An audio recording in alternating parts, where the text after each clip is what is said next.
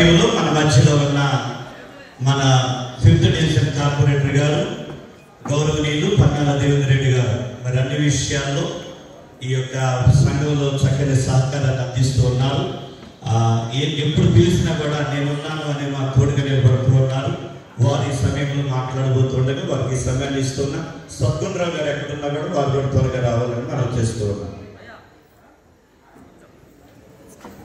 ఈరోజు బేర్చుబా easy church fast అయిన రంగారావు గారికి, అదేవిధంగా పిలవగానే ఇచ్చేసిన మన ఎమ్మెల్యే బండా లక్ష్మీనారాయణ గారికి, అదేవిధంగా చర్చి సభ్యులందరికీ కూడా నాతో వచ్చిన మిత్రులందరికీ ఈరోజు శుభం.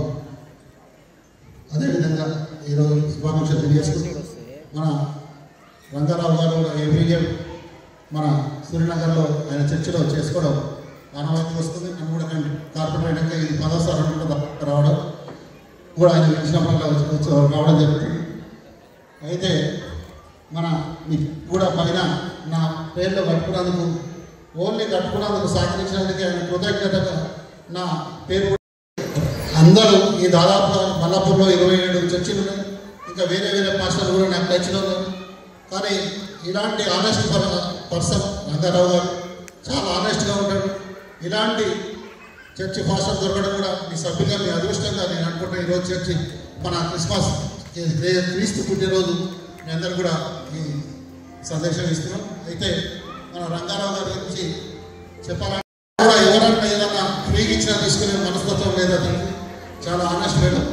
చాలా వరకు కూడా ఇవి ఏమైనా చూస్తున్నాం. ఏదన్నా కానీ మన పేద క్రిస్టియన్స్ కూడా ఫస్ట్ చాలా చర్చలో కూడా ఏది కేసీఆర్ ఉన్నప్పుడు బట్టలు ఇచ్చేది అవకతవక చాలా జరిగింది. కానీ రంగారావు గారికి ఇచ్చినాక చిన్న అవకతవక కాదు కదా. ఇంకా నాకేమో సార్ మాకు లేకుండా అవసరం లేదు, వేరే వాళ్ళకి ఏమైనా ప్రాబ్లం ఉందంటే ఇచ్చేయాలని మనస్తత్వం ఉన్న మనిషి అనుకుంటే.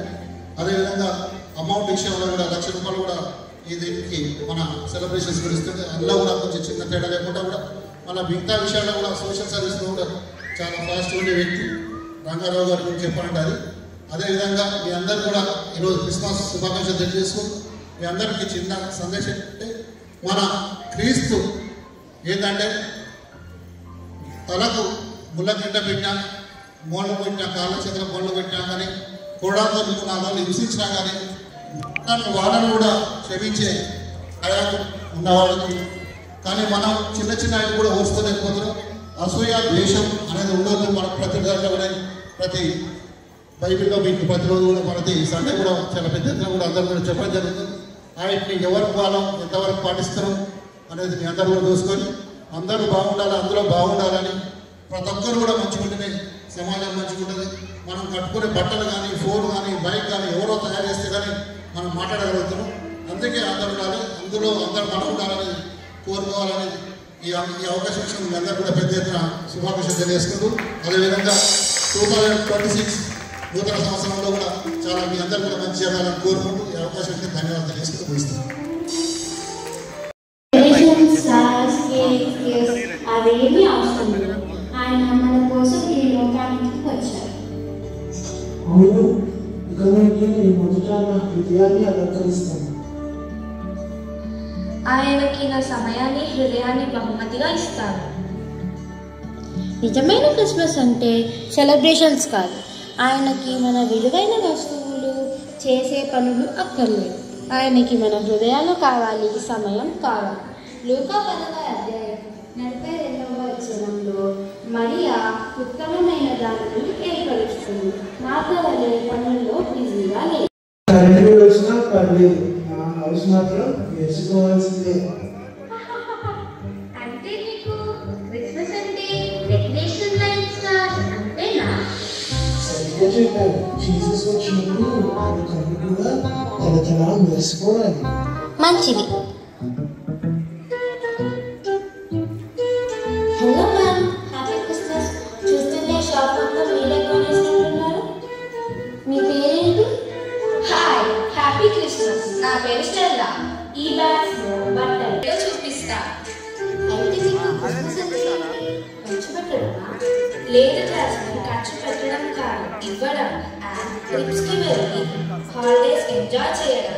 ఓ, మీ చూసి శాంటా కూడా రిటైర్ అయిపోతారేమో.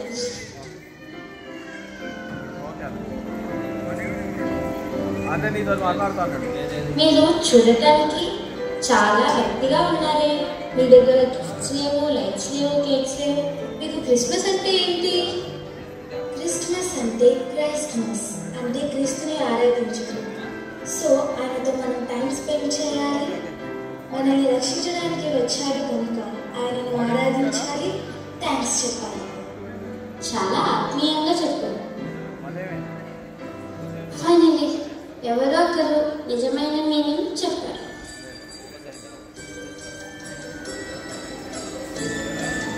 ప్లీజ్ ఈ డ్రెస్ ప్యాక్ చేయవా? ఎస్తర్ హెల్ప్ చేయవా? ఈ స్టార్ట్ నుంచి పట్టుకో. సారీ, నేను ప్రేయర్ చేసుకున్నాక చేస్తాను. తర్వాత ప్రేయర్ చేసుకుందులే, ముందు నాకు హెల్ప్ చేయి. చూసారు కదా ఫ్రెండ్స్, నేను ఎప్పుడూ ఒక బర్త్డే కోసం ఇంత బిజీగా ఉన్న పీపుల్ చూడలేదు. హే, లైట్స్ ఆఫ్ చేయండి, జీసస్ వస్తున్నారు.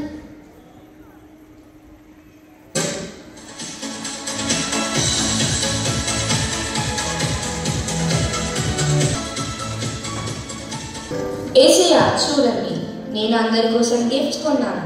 మీరు నన్ను చూసి గర్వపడతారు. ఇవ్వటం మంచిదే, కానీ ఇంతకీ నేను మీకోసం కూడా గిఫ్ట్ తెచ్చాను. మీ ఫేస్ ఉన్న బ్యూటిఫుల్ ఫోటో ఫ్రేమ్.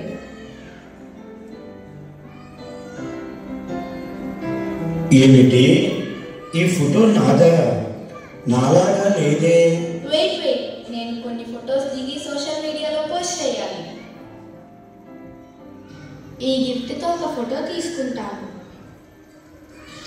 ఫొటోస్ చాలా బాగా స్టెల్లా, స్టెల్లా, ఈసీయా decoration, stars, lights, Christmas tree ఇవన్నీ చూసారా? ఎంత బాగున్నాయో, మెరిసిపోతున్నాయి కదా. నా నడుము కనిపోయేలాగా కష్టపడ్డాను.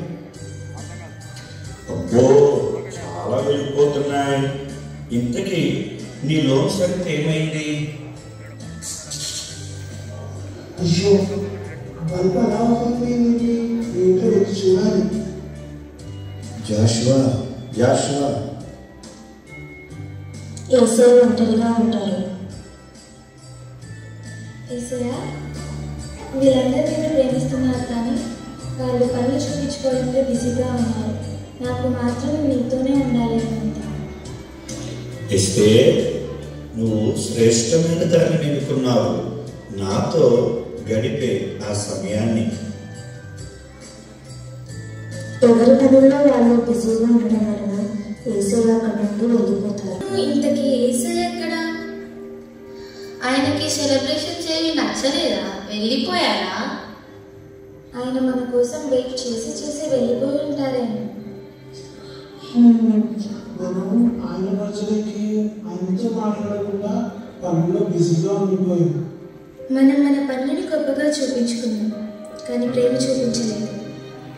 మనం ఏసయ్య లేకుండా ఏసయ్య